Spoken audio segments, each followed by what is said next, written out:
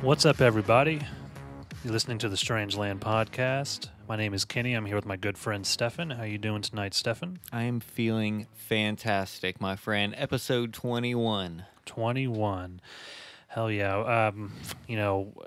Again, this is the Strange Land podcast. Send us an email if you have anything you want to say after the podcast is over. It's our email is thestrangelandpodcast@gmail.com. Check out our website at www.strangelandpod.com. We're on basically, I think, everywhere. We're on Spotify, Google Play, pretty much most podcast apps, whatever you're listening to us on. Yeah, definitely. If you're not listening on YouTube, by the way, show us some love on YouTube. We would love to get a few extra subs. We've come so far. I think we're going to hit 150 subs this week. That's like a big deal for me. Seeing this baby grow, so I'm very excited. Most definitely. So tonight we are talking about some pretty crazy shit. We're talking about a couple people, honestly, and it was a big deal. But mostly, we're going to talk about the kidnapping and murder of Mark Kilroy. And this case involves a cult leader, magic spells, kidnapping, and many murders. And again, the main kidnapping and murder that we want to talk today is Mark Kilroy.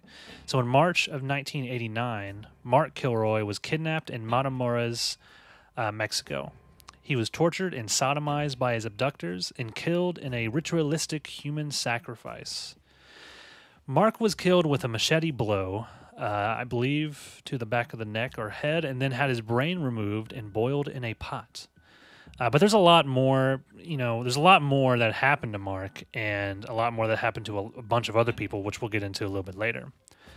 And a big part of this story also focuses around a man named Adolfo Constanzo, who was a Cuban-American serial killer. And he was a pretty big, influential part of the underground drug world. And he was also a cult leader of an infamous gang, or cult, dubbed by the media as the Narco Satanists. And as you can see, we have a lot to go over with this story, so let's go ahead and get into it.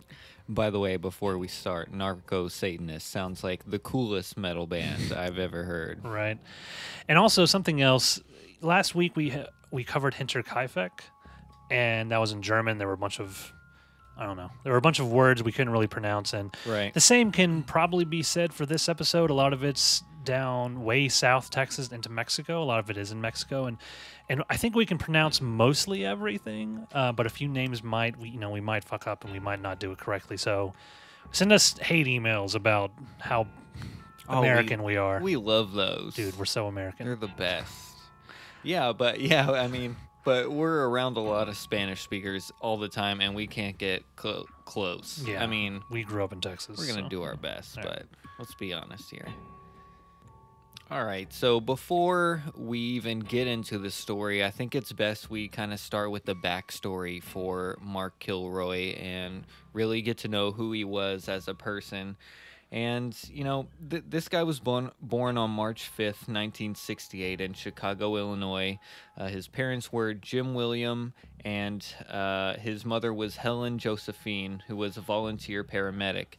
Now, the Kilroy family moved to Texas from Chicago, and Mark was raised in the town of Santa Fe, which is just outside of Houston. Mark seemed to have done fairly well in school and was an active teenager, and he seemed to be very normal for the most part, and, not a whole lot of trouble with this guy. He was just sort of your all-American guy, for lack of a better term here.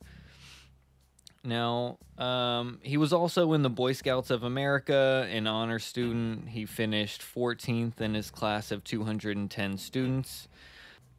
Mark would go on to graduate in 1986, where he went on to Southwest Texas University in San Marcos, and before going on to Tarleton State in Stephenville, Texas, which he got a basketball scholarship. After this, he decided to stop working on his athletics and transfer to UT of Austin, where he became a pre-med student, and he was preparing for his medical college admission test. So this guy was a bright guy who had sort of a lot going on, very young, and full of potential, to say the least. Yeah, exactly. He had a pretty bright future ahead of him. So on March 10th, 1989, a childhood friend of Mark named Bradley Moore finished his exams early and went to Austin to pick Mark up. Both of them went and picked up two more friends, Bill Huddleston and Brent Martin, before they would go off to South Padre Island, where the plan was to party for spring break. They arrived in South Padre, checked into their hotel, and went down to the beach.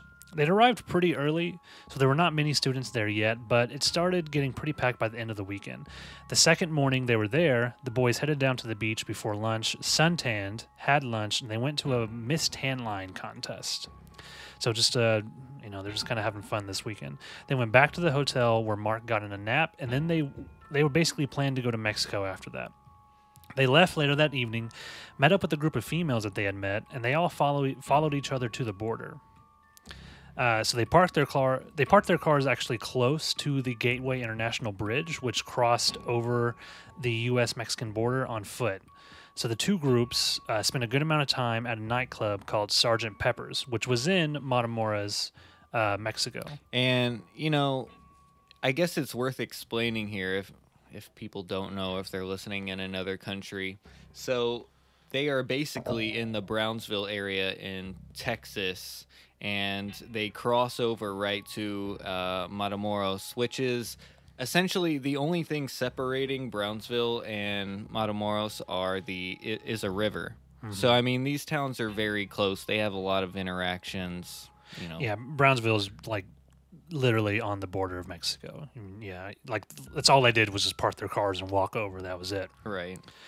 So on the third day over there, well, the next morning after they partied at Sergeant Pepper's, they went back to Padre Island, and everything seemed to go fine that night. Again, they just went to a club, they drank, they came over. And the thing about Matamoros is, now they were of age. Mark was 21 when he was killed, but in Matamoros, you could drink at the age of 16.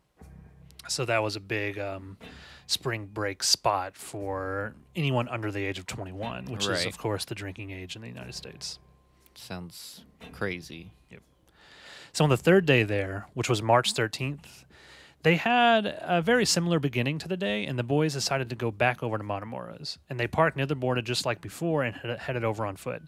This night, it was much, much more busy. There were about 15,000 spring break tourists from the United States over there, and the sidewalks, streets, and nightclubs were packed to the brim.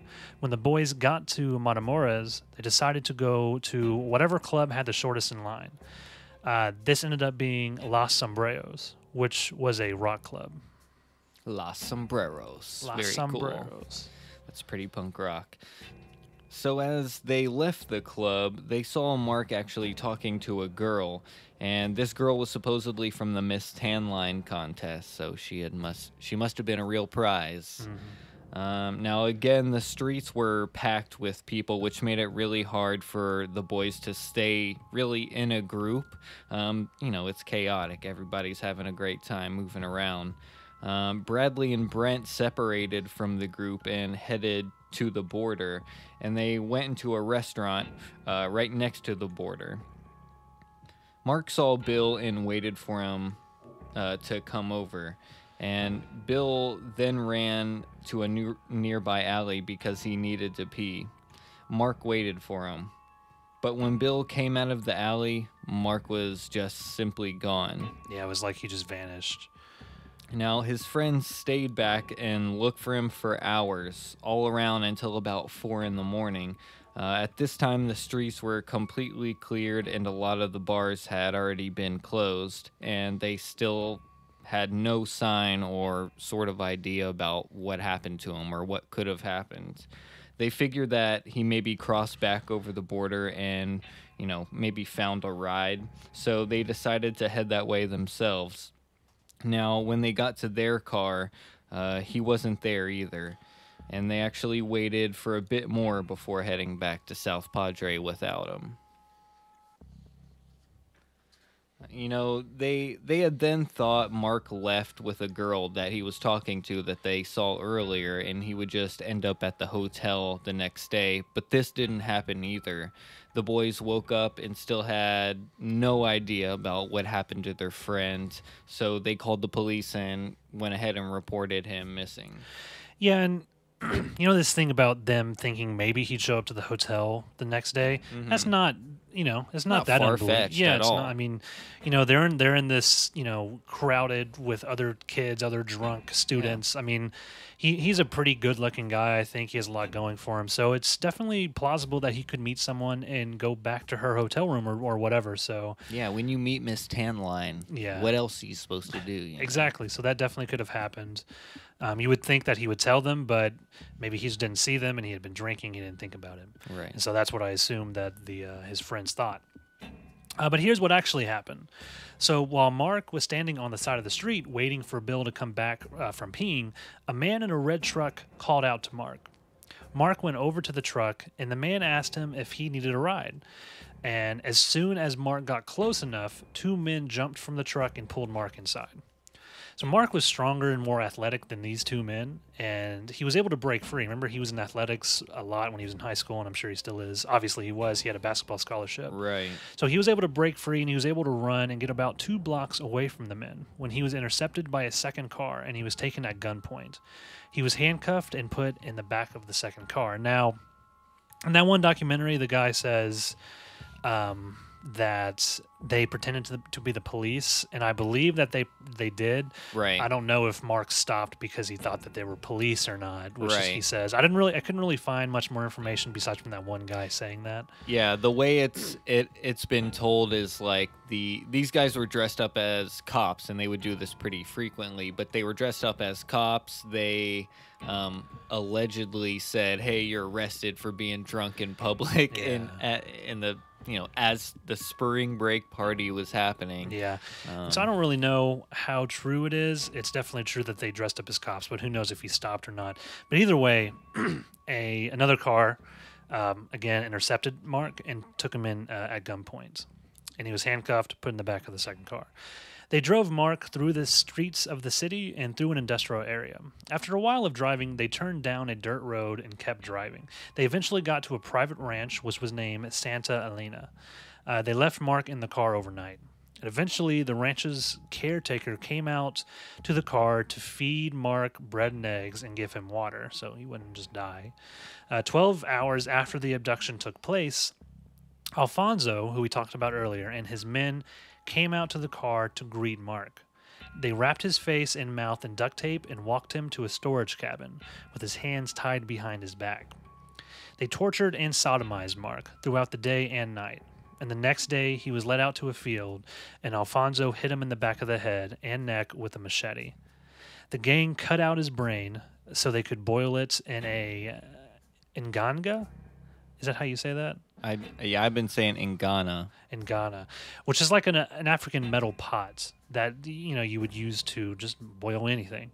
And it's Alfonso is known to have cooked human meat and animal meat in this pot. Again, we spoke earlier about Alfonso and his spells, and we'll talk about it more later, but this is something he would do. He would, cast spells and make potions, I guess, in this pot. So this is something he would do, and this is something that he used Mark's brain for.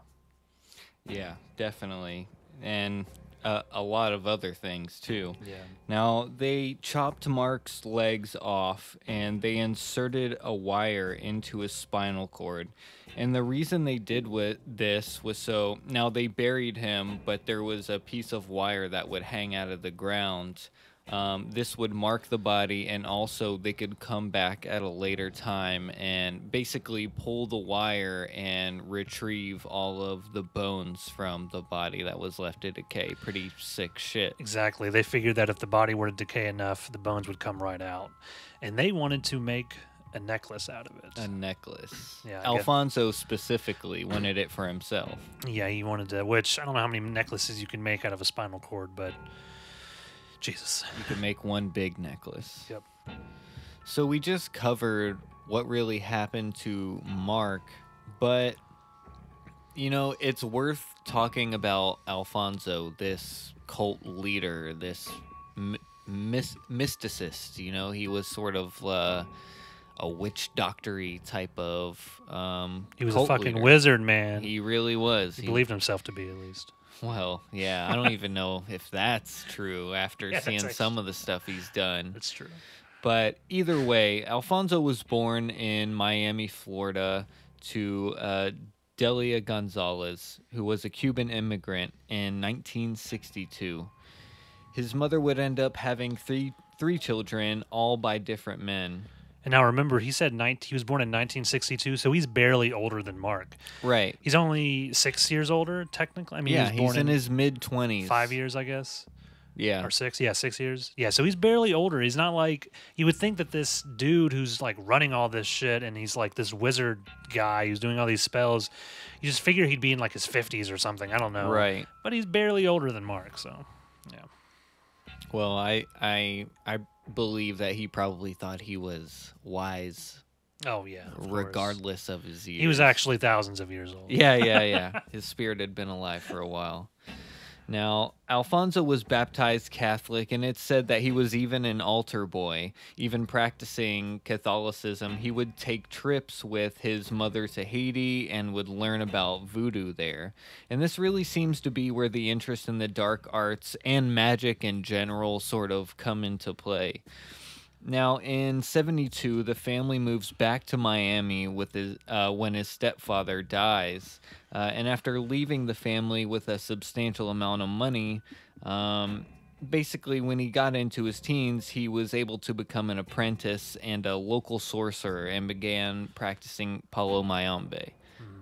Now, Palo was a religion that's developed in Cuba among the Central African slaves and their descendants who basically originated in the Congo Basin. So they brought this religion with them as part of the slave trade when they were transferred to Cuba. Now, the Palo belief system stands on two main pillars, which is the veneration of spirits and the belief of the natural or earth powers. It also involves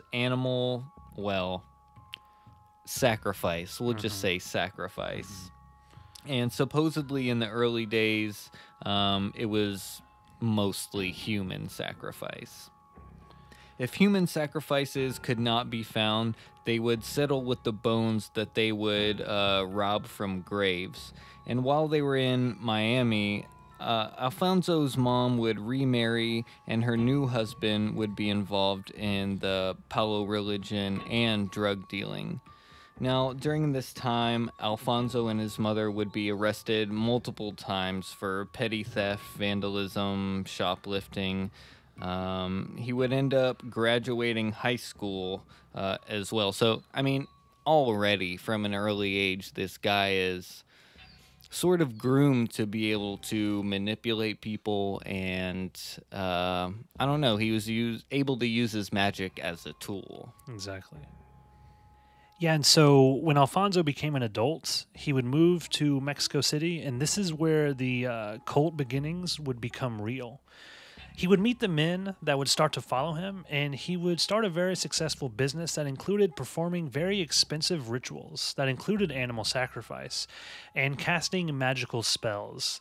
The animal sacrifices would include snakes, lion cubs, chickens, goats, and more. He would perform these rituals for rich drug lords, hitmen, corrupt policemen, and anyone that had money and was looking for good luck in any activities they were participating in, mostly illegal activities. Yeah, even politicians and movie stars, apparently. Yeah, I mean, there's a lot of corrupt people in the world, so he was kind of serving all of them. And when we talk about like these animal sacrifices and spells and stuff, it's like, I think in that documentary they say it's like if you put chicken blood, the blood of a baby chicken, right, into whatever animal sacrifice, into whatever thing that they're doing, you know, it brings you something. Well, what did it bring? Like, right, like I mean, I would assume that, like, you know, they would kill baby chickens, pour their blood into the ngana, and that would essentially give them longevity or some sort of Oh yeah, protection. exactly. That I think that was like a youthful thing, right? Right. It would like slow down the aging process or something similar to that, something like that. So. Eventually, it got to the point where Alfonso did not only want to do animal sacrifices, so he's kind of going back to the origins of Palo, and then he needed humans. So he figured that if animals would work, humans would work even better. And he started this by robbing graves, but that quickly turned to him needing live human sacrifices.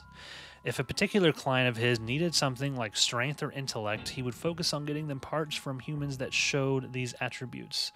And this is where Mark Kilroy comes in. And unlike some articles that say Alfonso just wanted a typical white tourist, Alfonso was actually looking for the intelligence in his next victim. He sent some of his followers to the clubs of Matamoros that spring break looking for medical students in particular. And now I believe it was medical students. It could have just been someone who was focusing on something, like that takes a lot of schooling. Like they just wanted someone intelligent. So his followers would go to the clubs with their ears open, listening, trying to find themselves the right person for the next sacrifice. I mean, that's just crazy to even think about. Like you could be enjoying yourself at a bar and you're none the wiser to people basically listening to exactly every word you're saying to see if you're the right fit. Exactly. Just listening to the conversations of people. I mean, it's pretty easy to deduce if someone is going, trying to get into medical school or is in medical school or whatever. And it was successful. Like they found exactly what they were looking for. Exactly. So Alfonso would do these rituals for so many people. He actually truly bought into what he was doing and believed that he was making a difference in his clients' lives. Most of the spells he took from Palo Mayombe, and he believes that he is directly responsible for the success of the cartels, and he wanted to become a full-time business partner with the most powerful family, the how do you say it? Calzadas? There you go. I believe. Sounds right to me. So the Calzadas refused his offer, and 7 members of the family went missing. At some point in the future, parts of these bodies would actually be found, just fingers, toes, ears, and even brains. Alfonso would make friends with a newer cartel, the Hernandez family, who also became a partner with Sara Aldrete? Aldrete, yeah. And we'll talk about her here coming up, but she would end up basically becoming the high priestess of the cult and would end up being the backbone behind recruiting new members. And, they even called her the godmother. She was so influential. They called Alfonso the godfather, and they called her the godmother. So I guess we should talk about her a little bit. Sara Aldrete was born on September 6th in 1964 in Matamoros. And as a girl, she was known to have been a very good student. She was very smart, even making the honor roll several times. In 1985, the 21-year-old Sara filed for an alien residency status that was granted, and she was basically allowed to come to the United States, where she attended a 2-year college in Brownsville. And by the way, she ended up majoring in physical education. Now, during this time, she would also manage to balance 2 jobs. Attending Texas Southmost University, she also organized and led a booster club for a soccer team, and she earned the school's Outstanding Physical Education Award. Now, after a messy divorce, Sara would end up moving back to Matamoros, where she had lived with her parents, and she was actually still able to attend college. She just would go right across the border. We talked about how close these places are to each other, so this wasn't a stretch for her. Now, in 1987, Sara would meet a man by the name of Gilberto Sosa, who she fancied a lot, and as soon as they met, they sort of just hit it off. Gilbert was a big drug dealer who was associated with the Hernandez family that we just talked about. And this is so crazy. This story blew my mind when I heard this. But one day while Sara was driving in Matamoros, she almost had a collision with another driver.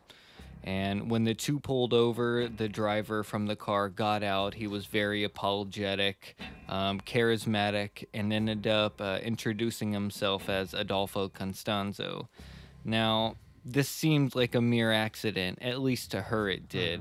But Constanzo knew exactly what he was doing. This was a deliberate action, and he was getting close to the people who were associated with the Hernandez family. So he was watching Gilberto and his whole family just to see how he could make it in and sort of weasel his way in. Yeah, again, we had just talked about him, how he had tried to get in with these other families, and when they refused, he would make some of their family members disappear. So he's trying to get in now with this other family called the Hernandez family, right? They're a newer cartel. Right on the border. Right on the border. They known have for pushing coke and weed and all sorts of stuff. Yeah, they seem to have connections. So he's trying to get in with them. So after Sara and Gilbert broke up, Constanzo and Sara would eventually have a sexual relationship that was short-lived.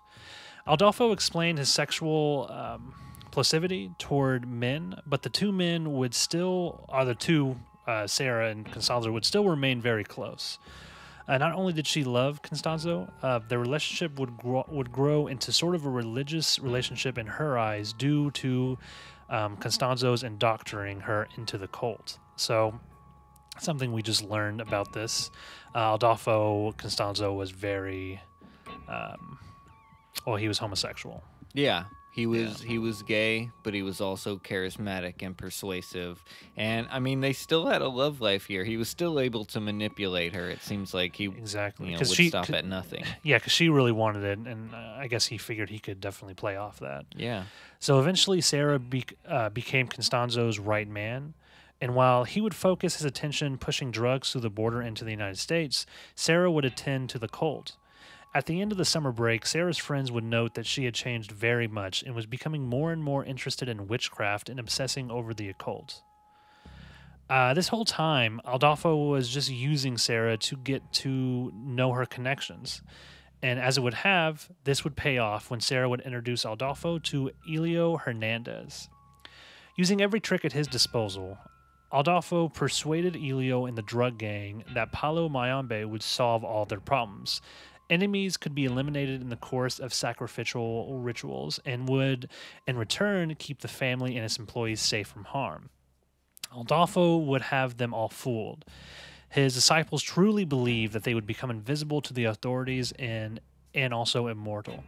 All he asked was 50% of the profits and effective control of the family, which is fucking huge. That's it. Only half of everything. Yeah, so he's taking half of this cartel's profits.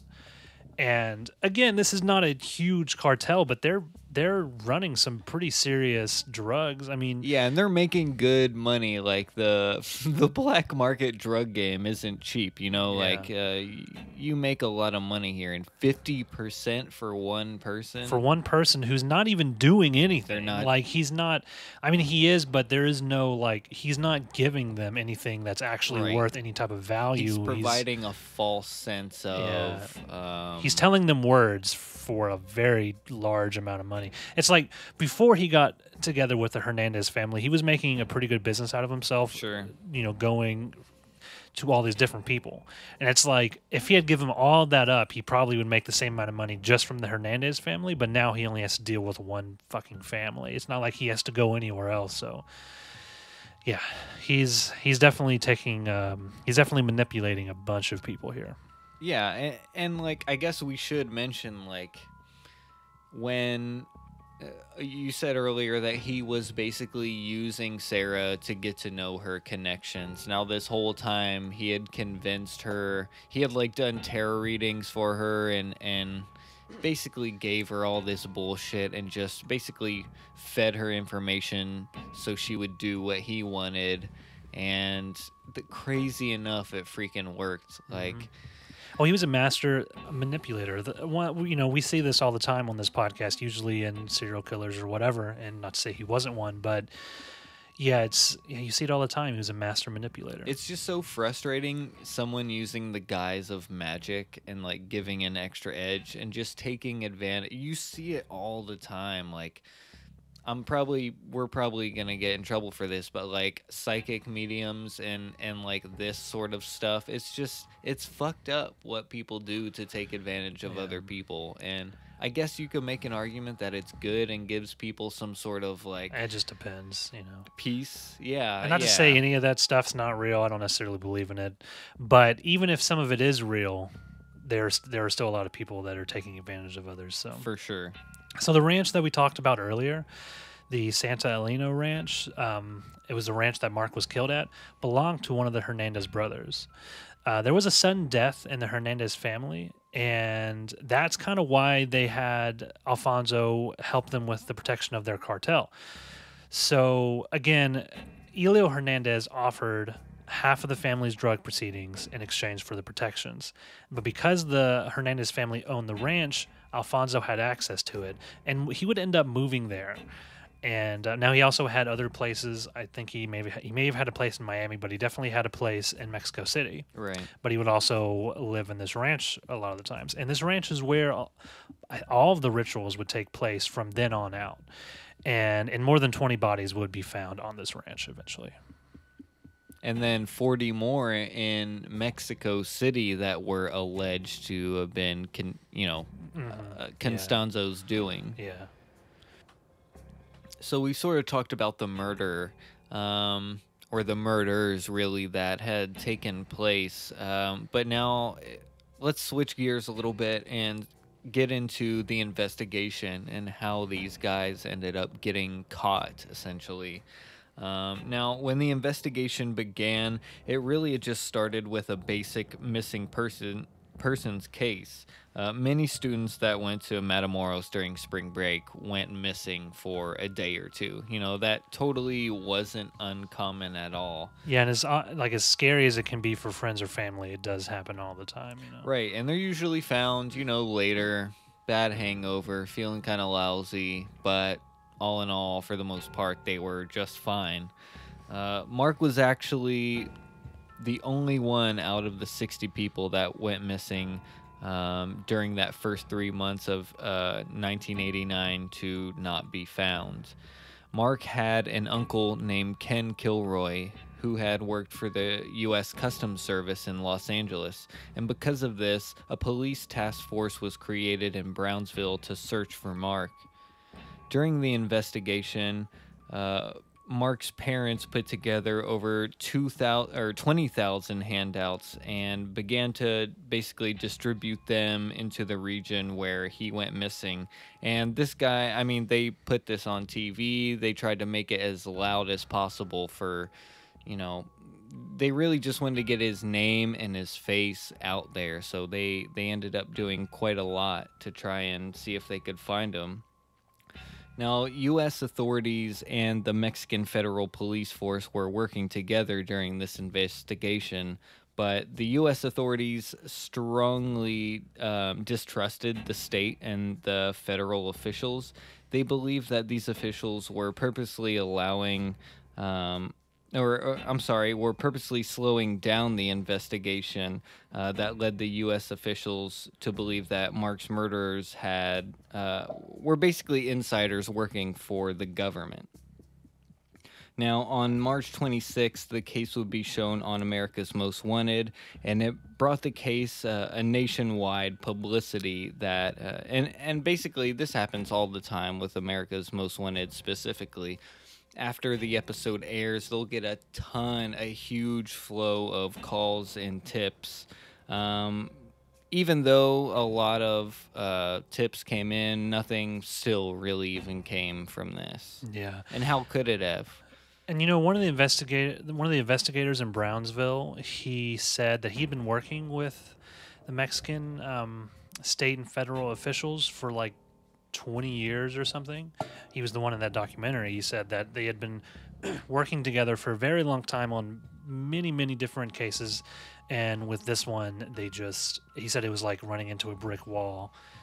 They just stopped cooperating, and he could tell that they had some people corrupt because everything was very slowed down. Right. They tried to blame Mark being, a drug dealer, and Yeah, they tried to say he was in the underground drug trade or whatever. So on April 1st, 1989, a routine checkpoint was stationed near the Santa Elena Ranch, the ranch where Mark was murdered.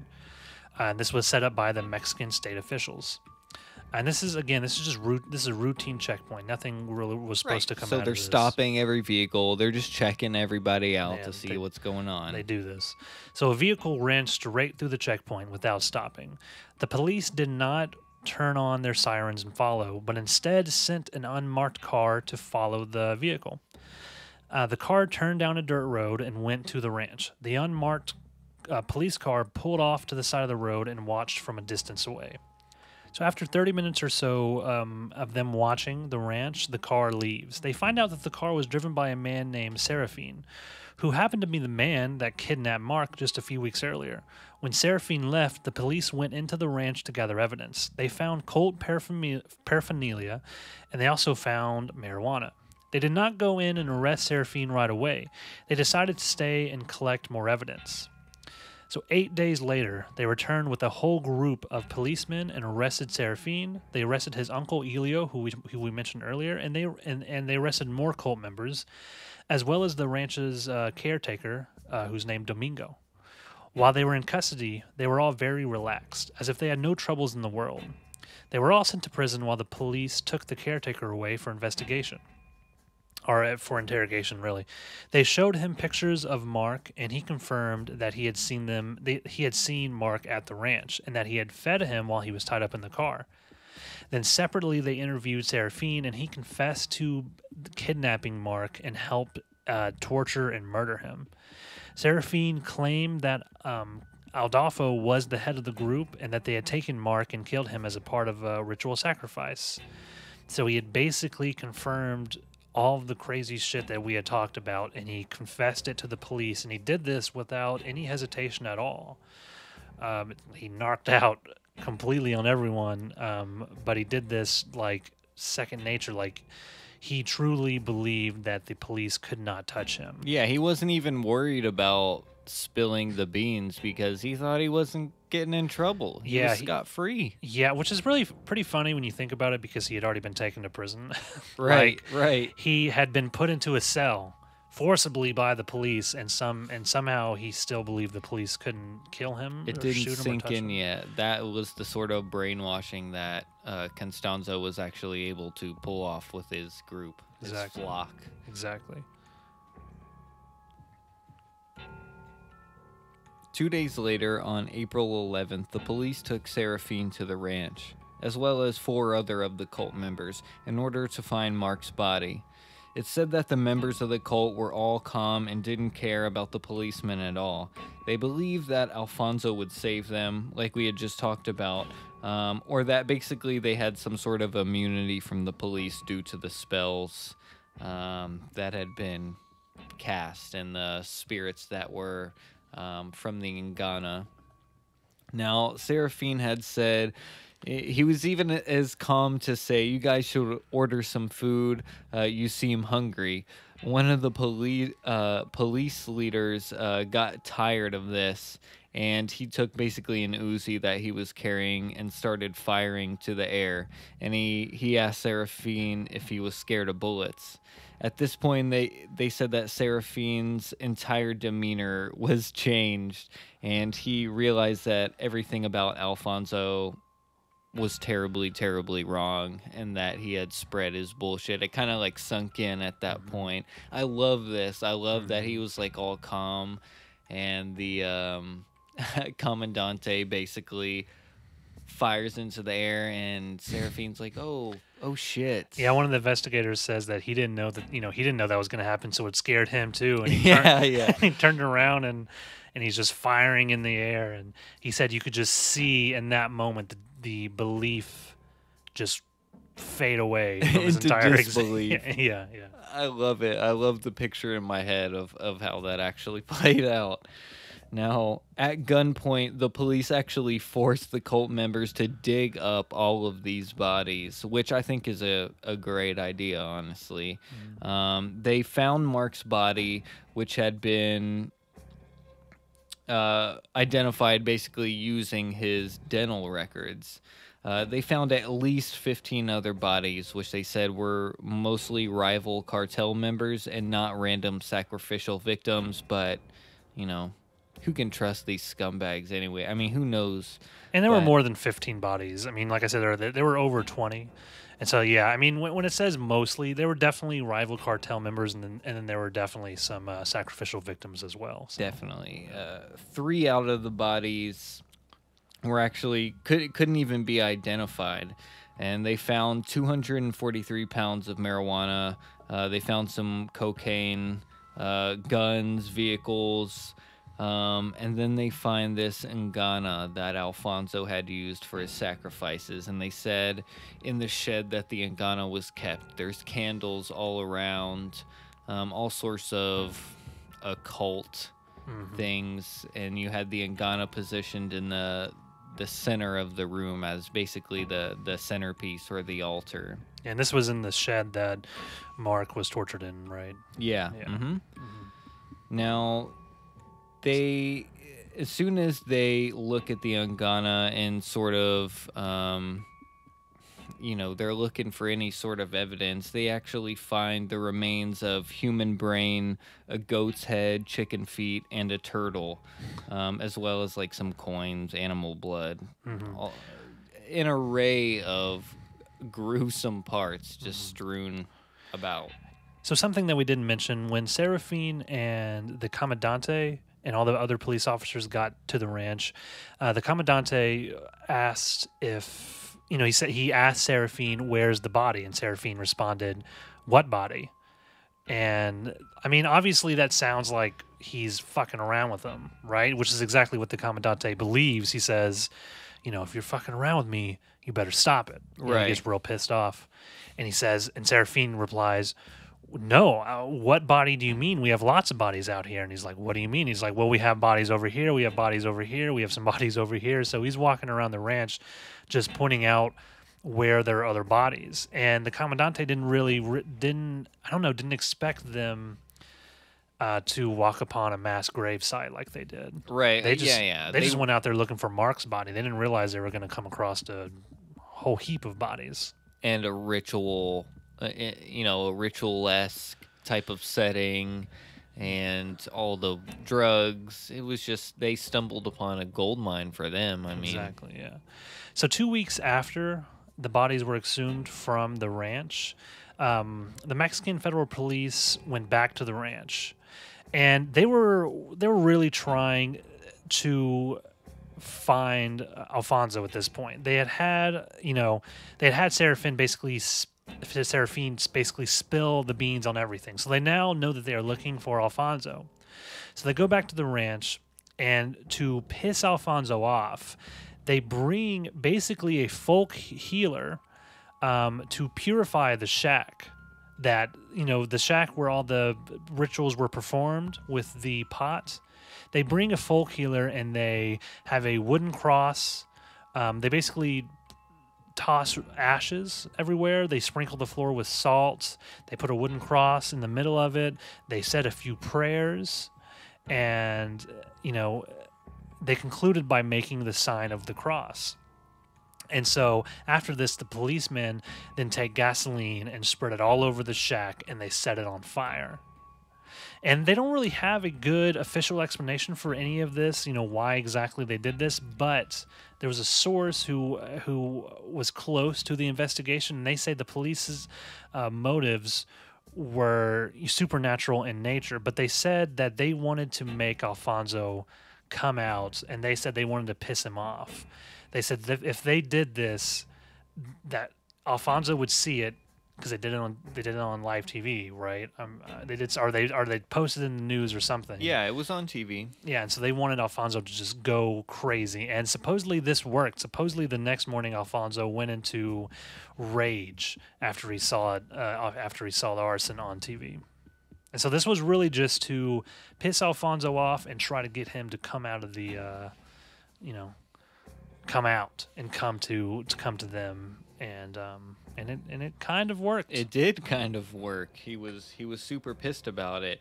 The day after the bodies were discovered, Alfonso would go on the run, obviously. He would stay at a Holiday Inn in Brownsville and then fly to McAllen, Texas. From there, he would go to Mexico City, where he would basically go into his apartment and hide out with his boyfriend and I believe Sara Aldrete. Sara was there, and some other members of the cult were there as well.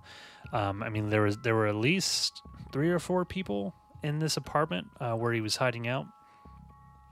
The investigators thought that maybe Alfonso had fled to Miami to possibly visit his mother, and many different rumors have been called into question about his whereabouts. Some people were even saying that they had seen him as far as Chicago, and a convenience store clerk also said that he saw 2 people matching the description of Alfonso and Sara.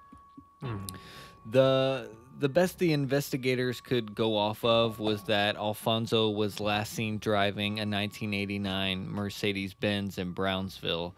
And on April 17th, the police raided one of Alfonso's properties and discovered piles of porn, gay porn, and a hidden ritual chamber. This actually made the police start to question the people in Mexico City's homosexual community. They probably didn't think it was that big, but of course it is. Well, Mexico City is it's a big city, Sure. So there's going to be, there's going to be a homosexual, culture there. Right. Yeah, so they started... even though it may be underground or whatever, yeah, it's maybe. always there. Exactly. So they started searching those people out, interviewing them, but... To no avail. Yeah, exactly. So on May 6th, which was May 6th, 1989, the police surrounded a building that they believed Alfonso was in. And this is true. This was basically an apartment complex that Alfonso had an apartment in Mexico City in. And they were just able to follow this person that was getting groceries for Alfonso. They were able to kind of track him down, and they were able to figure out that he was getting groceries for Alfonso. So they figured Alfonso was in this building, and they were going to try to investigate it. Now, there was a car that pulled out in front of this apartment complex. It was a black car, and police went to investigate this car. Now, Alfonso was looking from the window to his apartment and saw them, and he saw the police, and he actually opened fire at the officers who were on the ground. And Alfonso also threw money out of the window and burned some of the money on his stove. Right, he had known the jig was up at this point. Yeah. So he eventually ran out of ammunition, at least ammunition that he had on him. He didn't have any, and he began to lose patience. So he didn't have anything left. But he was up there, like we said, with his cult members, with Sara and with his boyfriend. And after about 45 minutes, he knew he was going to get caught. And it said that he ordered his boyfriend. I've heard that he ordered his boyfriend or he may have ordered another cult member, either way, to shoot and kill him, which he did. And then the person that shot and killed him killed himself. Crazy. And, in that documentary with with one of the investigators, he says that, I believe he said this in the documentary, that it said that he was shot by one of his cult members or his boyfriend, but there was also evidence that there was a shootout with the police in the apartment, so that the police may have went up there. Now, the official release was that he was killed by a cult member. Right. But there's a lot of, it definitely could have been the police that shot him as well, and they just said that it was one of his cult members. Well, I don't think it really matters, but with all the superstition that's apparent in Mexico and even in their police force, they probably put a couple extra bullets in him just to make sure he was staying down. Mm-hmm.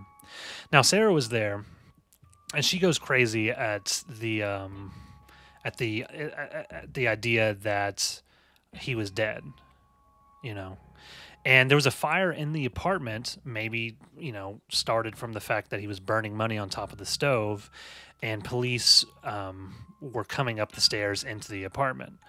And now Sara says that she didn't participate in any of the killings and that she was unaware of them and that she was even sorry to have heard about Mark's death. And she said that she was actually not a part of the cult and was just going through initiation. But what we have found was that she was a huge part of the initiation, just into the cult. She was one of the ones that, she came up with a lot of the ideas to get initiated in the cult as well. In fact, watching a movie. There's some movie, I can't remember the name, I shouldn't even brought it up, but part of the initiation into this cult was to watch this old cult movie. And it was a movie also that dealt with like sacrificial rituals and that sort of thing. Right. So they were made to watch this movie to sort of. Was the movie called The Beginner's Guide to Narco Satanism? I don't know. I don't think so. But I think I saw that one time. Yeah. And now a lot of the members of the cult and the Hernandez family and anyone that was associated with, Alfonso and his killings and his rituals and his drug running, a lot of them were sentenced to prison for many, many years. We're not going to get into all of that, but of course Alfonso was killed. But Sara was sentenced to 62 years in prison. And there were some other people from the cult and the family, like Elio and Serafine Jr., and they were sentenced to 67 years each. And now, Mark's parents stated that they were very relieved to hear that they had been caught and that they were sentenced. And I think I remember hearing or reading somewhere that if Sara were to ever be released from prison, which they don't believe she will be, but if she ever were to be released, they would then charge her and take her to court on Mark's death as well. Which, makes sense to me at least. Exactly. But, there's no...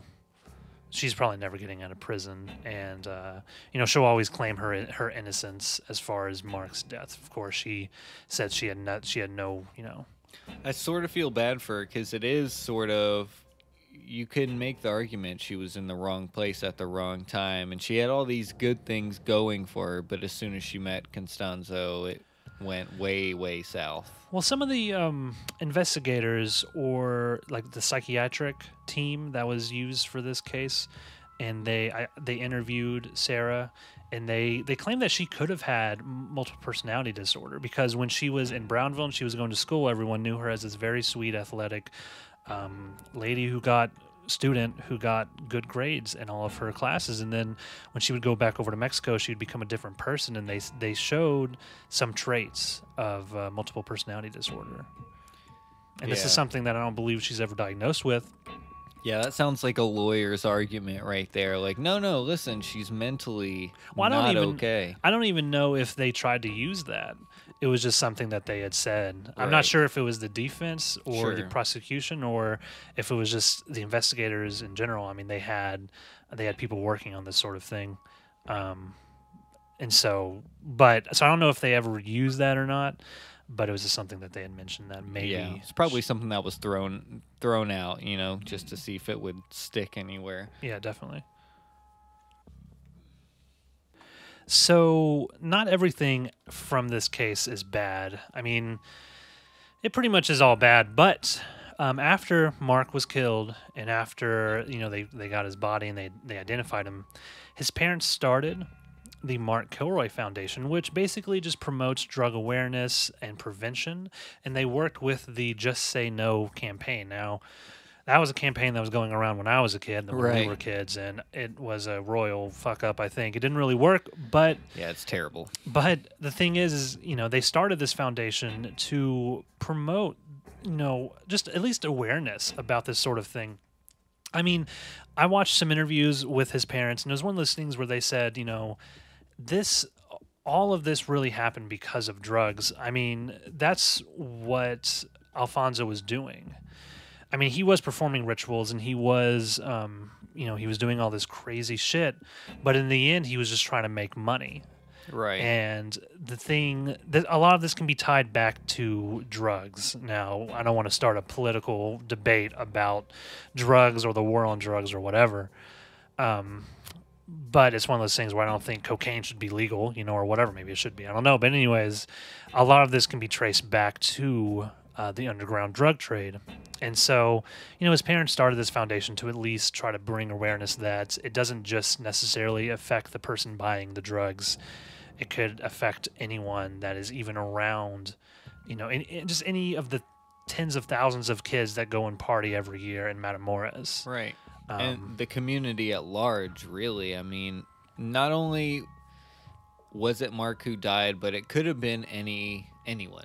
Exactly. I mean, it has been a lot of people. I mean, they found dozens of bodies, right? And how many of them were students? But people go missing from that area all the time. So it's something that it's probably never going to stop. But I want to go. I just want to see what it's like. Hey, we're not that far. We could be there tonight. Road trip. We could be there tomorrow morning. We're in North Texas. It wouldn't take very long. No. I mean, Texas is huge. I think Brownsville is like 10 hours away or something. It's probably pretty dead this time of year. Yeah. But that is the story of the murder and kidnapping of Mark Kilroy and Adolfo Constanzo. Yeah, I hope you guys like this episode. I was super stoked to do this. Cults are really interesting to me, and the persuasion of people and people's limits and all of these, like, I don't know, psychological factors come into play, and I can't help but to think about all of them and how we're all manipulated every day by people we hold dearly to us. Exactly. Interesting. Yeah, it's definitely some crazy stuff, man. It was our first cold episode, and it probably won't be our last, but, it's very interesting. We appreciate everyone listening to this podcast. Send us an email at thestrangeland podcast@gmail.com. Please. I'm sure we fucked up some things on this, so send us hate emails. No. Yes. Send us the correct way of saying some of these names that I'm sure we butchered in this episode. And as always, everyone, be excellent to each other.